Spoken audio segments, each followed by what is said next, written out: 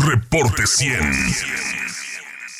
Me da muchísimo gusto recibir aquí en el estudio al maestro y amigo Alejandro Romero para platicar un poco. Alejandro es economista, es un extraordinario divulgador de la economía, para platicar un poco sobre este tema que entre el 2010, 2015, Alejandro, no me dejarás mentir, fue una discusión permanente, sistemática, de si México era un país de clase media. Yo recuerdo, a manera de anécdota, al escritor Ismael Mercado Andreus, que en paz descanse, decía que México era un país de clase media exageradamente estable.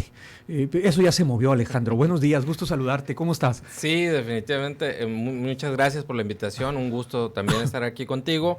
Y se movió y sobre todo en los últimos 10 años se movió para mal. Claro. Porque si nos vamos a los números que precisamente divulgó el INEGI, en 2010, por ejemplo, la clase media representaba en población el 39% del total de la población en México. 2010. 2010. 39%. Para 2020 se cae a 37%. Y en cambio, la clase baja estaba en 59% en 2010 y sube a 62% en 2020. Entonces fue una década. ¿Cuánto estaba el 10? En 59. 59 y subió a 62%. A 62, sí, pues lo que la media, voy a usar una expresión coloquial, la media no subió para arriba, bajó para abajo. Así es, sí. Así es. Entonces, si lo vemos en esos términos, bueno, no tenemos a la mayor parte de la población dentro de clase media, que digamos sería lo ideal, lo óptimo, ¿no? Que los extremos fueran, a lo mejor los ricos un 10%, la clase media un 80% y el otro 10% o 20% clase baja, ¿no? O clase popular. Sin embargo, nosotros estamos en una pirámide totalmente con una base muy grande de personas con bajos ingresos y pues sería difícil catalogar a nuestro país, creo yo, sobre todo en los últimos años por este retroceso, como un país de clase media. ¿Qué es ser clase mediero en México, Alejandro Romero, economista, divulgador de la economía? A ver, ¿qué es ser clase mediero? ¿Cómo mide el INEGI si Alejandro Romero o Jesús Moreno, cualquiera de nuestra audiencia, pertenecemos a esa clase o no?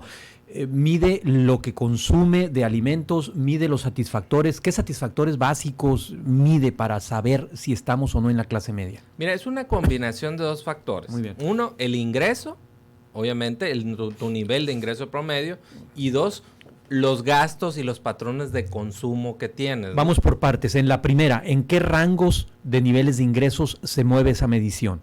Mira, el ingreso promedio de alguien de clase alta, de un hogar de clase alta, es de 77,975 pesos mensuales. Al mes. Un hogar, es decir, pueden ser dos personas que ganan claro, a lo mejor 35 que en conjunto 35, hacen los 78,000 pesos. Así es. Clase media, el promedio son 22,297 pesos. Igual, aquí estamos hablando en términos mensuales y en términos de hogar, es decir, tanto dos personas, tres pueden contribuir con ese ingreso en ese hogar.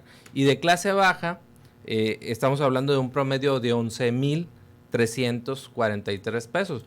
Recordemos que en México tiene sus hogares tienen más o menos entre 3 y 4 integrantes. Entonces, si quisiéramos saber cuánto es por persona, tendríamos que dividir estos números más o menos entre 4. Y en materia de consumo, ¿qué elementos se incluyen para saber si eres de clase alta, media o baja? Mira, en el caso canasta básicas y demás. Más que nada, más que irte a los productos ultra básicos, claro, más bien se enfoca sobre todo en servicios. Es decir, qué tipos de servicio adquiere cada una de las personas. Por ejemplo, en la clase media, el 41% tiene tarjetas de crédito en México. El 55% tiene TV de paga.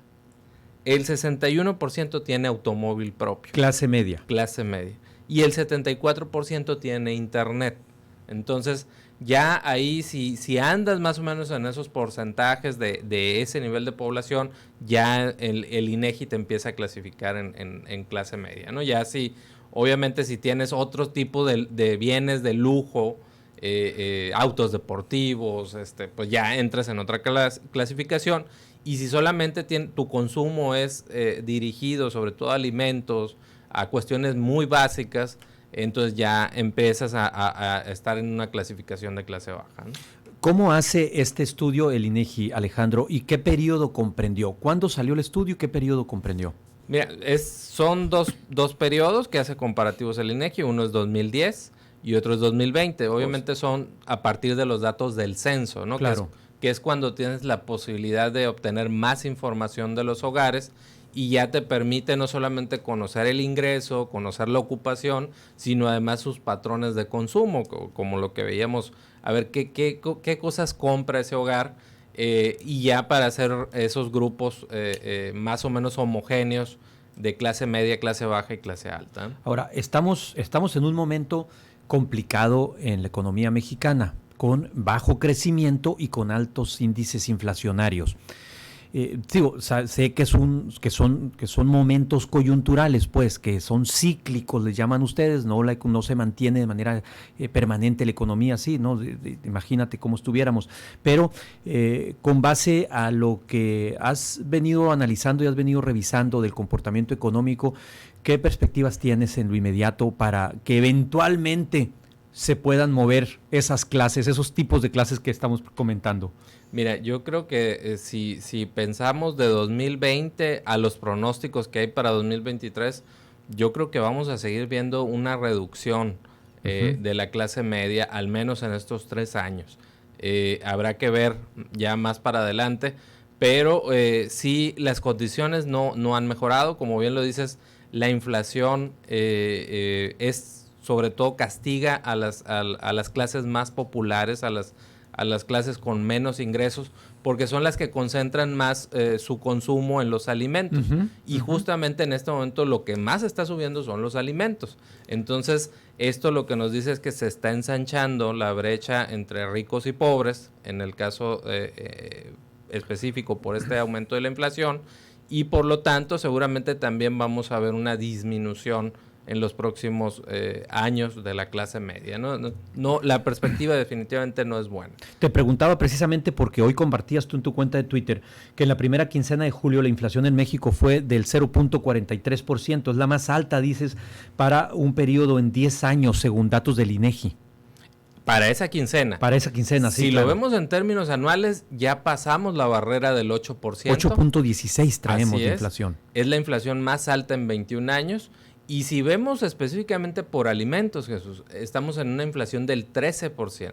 Entonces, definitivamente no es un buen momento para hacer... Por eso rezonga uno cuando va al súper, pues. Sí, claro. Así para ponerlo en términos llanos, prácticos.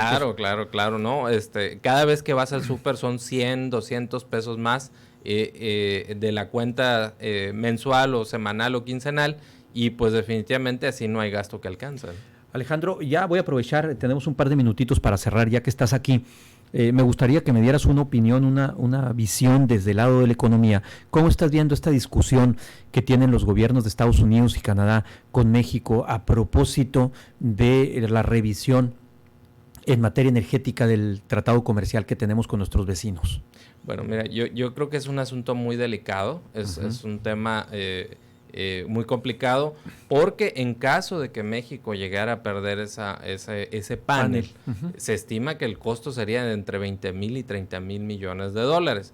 Para dimensionarlo, es casi 2/3 partes de lo que recibimos de remesas, que hoy lo presumimos como un gran ingreso, como algo que está ayudando a nuestra economía. Bueno, pues las sanciones serían de 2/3 de eso, y afectarían seguramente a industrias estratégicas, a la industria automotriz, al aguacate, a muchos productos mexicanos que hoy están bien competitivos, bien posicionados, pues serían seguramente sobre los que irían las sanciones para resarcir el asunto que está discutiendo Estados Unidos y Canadá.